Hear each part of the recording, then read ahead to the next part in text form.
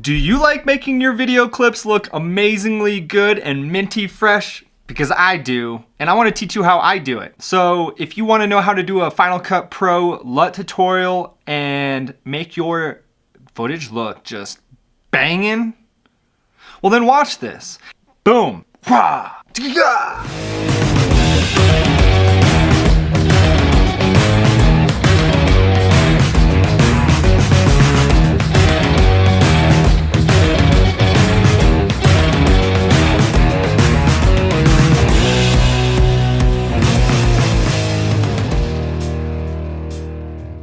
I've watched a lot of different tutorials on how to use LUTs, and there isn't necessarily a specific way that you need to use a LUT, but there are ways to me that look better than others.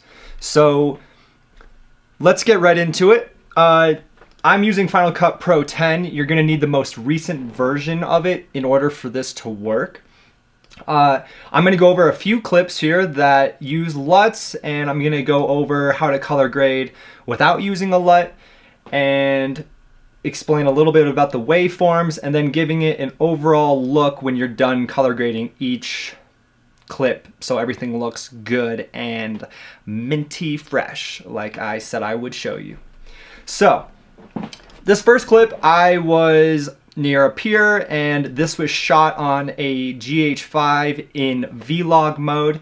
When you color grade, you have to kind of remember and keep everything organized on what camera you shot and what type of profile you were shooting in. That is if you plan on using LUTs. It really does help. You can use other LUTs that aren't designed specifically for that camera, but if you do, it's a lot easier to kind of have the process of getting a good color at the end of the day.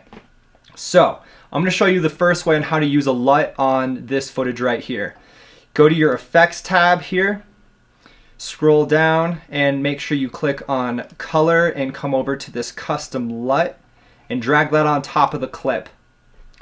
Now I have a LUT that I made for the GH5.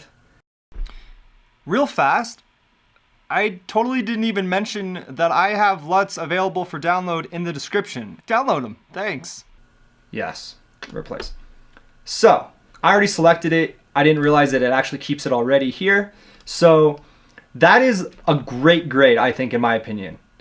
I can use this, and it uses the whole color space. I could maybe push the highlights a little bit. I'll push Command 6 to bring up my exposure tab. And I'll just push the highlights a little bit and bring down, I don't even know if I need to bring the shadows down. That's just a really good grade. And that's all I would do for this shot. This next clip here, this was shot on a Mavic in Cine D. Now, Cine D is a profile that already has a lot of color. It's not a log format like this next shot here. This was shot in D-Log. So if I were to grade this shot right now, I wouldn't drag any type of LUT on top of it, and I would just come over here and look at my scopes, which, by the way, if you push Command 7, it'll bring up your scopes here. And I have this view right here, so you see 2. This right here, I have the waveform, and I like to go between waveform and vector scope. That way, if you saturate something too much by going outside of these icons here, then you can tone it down a little bit. But I usually have the waveform here so I can see brightness and darkness, 0 being black, 100 being pure white. And then I have my RGB parade down below here. And that way I get a good accurate color when trying to define what is the white balance for each shot. So for this clip, I click on it, I push up the highlights a little bit to about 100, and I don't even know if I need to drag the shadows down at all. The shadows look like they're pretty good down here. And that's all I would do for that clip. So this next shot here, this is shot on a Mavic Pro in D-Log. Now what I can do here is either drag this custom LUT on and add a D-Log LUT, or I can color grade it simply by just clicking on it, pushing Command 6. That brings up my exposure and color and saturation. And what I'll do is I'll pull down the shadows almost to 0. I usually go to about -5. And then bring up the highlights just a tiny bit to like 95, maybe a little bit more. And then I'll push some saturation. And that will give me that look. And that's a pretty good grade. You can maybe bring up the midtones a little bit, bring down the shadows even more.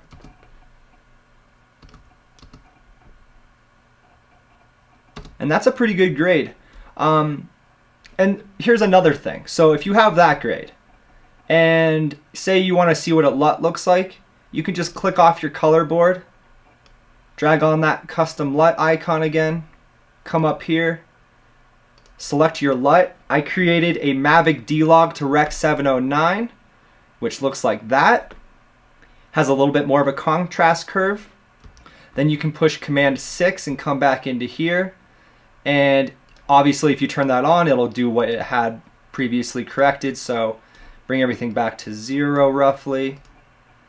And saturation can come down. Now, say if you would apply a LUT like this. Sometimes what you can do is now adjust and make sure you drag your custom LUT, by the way, above, or sorry, make sure you have your color board above your custom LUT. Therefore, you're working within the parameters of the LUT. And so what you can do is you can go to your color, click on shadows, and for me, this looks like there's a little bit too much orange in the shadows. So what I can do is come to your shadows and just pull down on the orange, and it gives it a little bit more of the greens that pop out, and that's the look you can get. And that's a pretty solid grade. So either way, if you use a LUT or if you just do it from the ground up with the shadows and the highlights and the saturation, then either way works. Just depends on what you're feeling. Sometimes LUTs don't even work that well, and just doing the grade by hand is best. So here is the next one. This is a clip that it was exposed properly this way, and then the camera actually pans up and it kind of becomes more overexposed, if anything.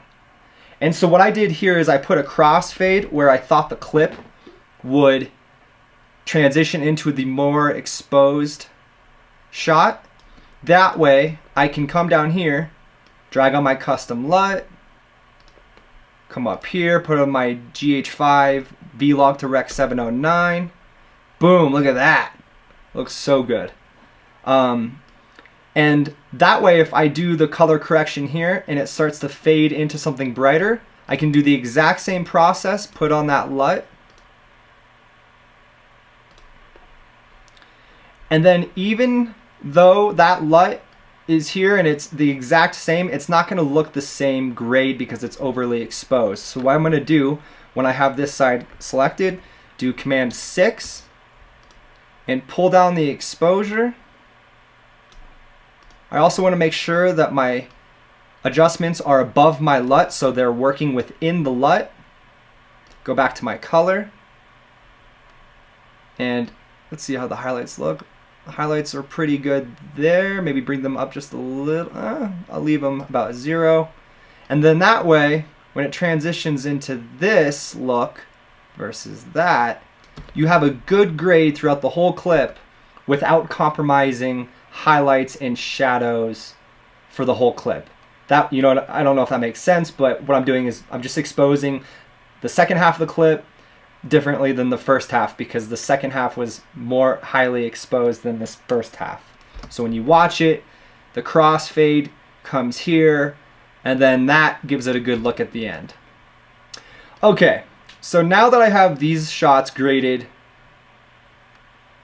I'm going to show you how to give everything a good overall look.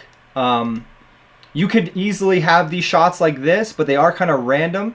So if you were trying to put these together in a sequence, they may look a little out of place. So what I do is I drag an adjustment layer on top of my whole video. And this is very important, by the way, because you don't want to drag a LUT on top of this adjustment layer that's a film or log of any sort, a film or log type of LUT. Because what will happen is that those LUTs are designed for log footage. You could use them the same way I use these other LUTs that I designed, because those are logs. Those are V-log and D-log to 709s, but you wouldn't want to put that on top, and this is why.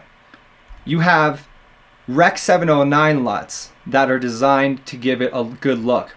So once you convert everything to a good color space, Rec 709 LUTs are very subtle and give a very good look, as you can see here. So I drag the custom LUT on top of the adjustment layer, come here, which I've already done, and this is my, where is my, choose custom LUT, maybe it's in here, Fenn warm. So this is a LUT that kind of gives everything a good overall look. This is my warm LUT, and my computer is rendering this slowly, but you get the picture. And what's great is that if you apply a LUT to the whole thing, you can turn down how much the LUT applies to the whole video. I like to use Rec 709 LUTs lightly. I think the typical orange and teal is way overused. It's a beautiful color. I like it, but a lot of the times I see people just cranking it, and it's just not necessary. So make sure you keep LUTs very subtle, just enough to give it a good little look, and that's it. So if you have any other questions, let me know. I do it this way specifically just because it kind of makes sense to me. I've seen tutorials online where people just drag LUTs on, they don't even look at the scopes. And I guess if it looks good, it looks good. You know, in the music world, if it sounds good, it sounds good. But to me, doing color this way is just a good way to do it. And what's great is that you kind of give yourself a process on how to do it this way. You get each individual clip done, and then once you're done with all of them, you can kind of determine what you want the overall look to be, if anything different. And it's easiest this way is if you use an adjustment layer. And that's it. So let me know if you like this. Please hit subscribe, like, follow my Instagram. I love posting there. So if you don't follow me there. And I'll see you later. Bye-bye.